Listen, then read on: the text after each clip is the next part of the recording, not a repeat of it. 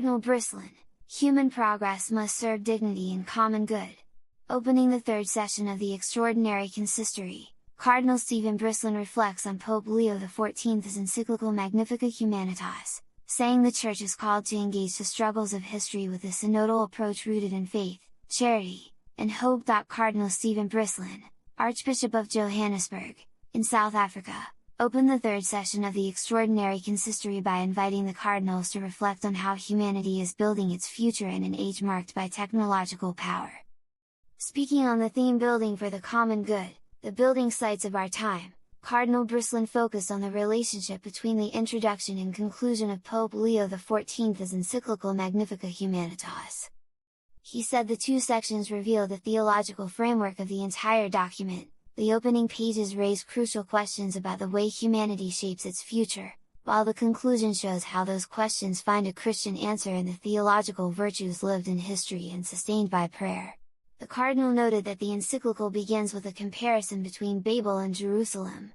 Both cities, he said, evoke a shared human endeavor, since in both people build together.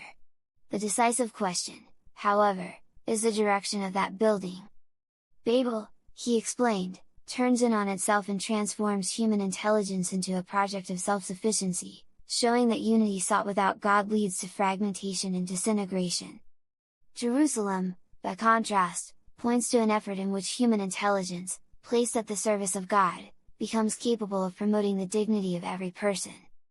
Cardinal Brislin said this comparison raises a central question for the present age: what form does human endeavor take when it has access to ever more powerful tools? The question concerns artificial intelligence and new technologies, but also the broader issue of whether technical progress is accompanied by responsibility or whether it exposes people to new forms of exclusion. For this reason, he said, Magnificat Humanitas invites everyone to pay attention to how we are building together.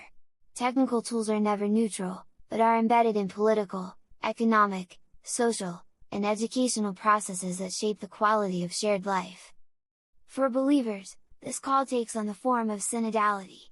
Cardinal Brislin described synodality as the concrete trace of the communion from which the Church is born and grows, enabling Christians to enter the building site of history without fear.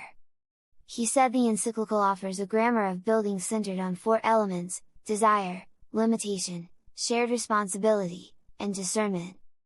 Human desire for happiness must be safeguarded in truth, while the recognition of limits reminds us that life is a gift to be received and protected.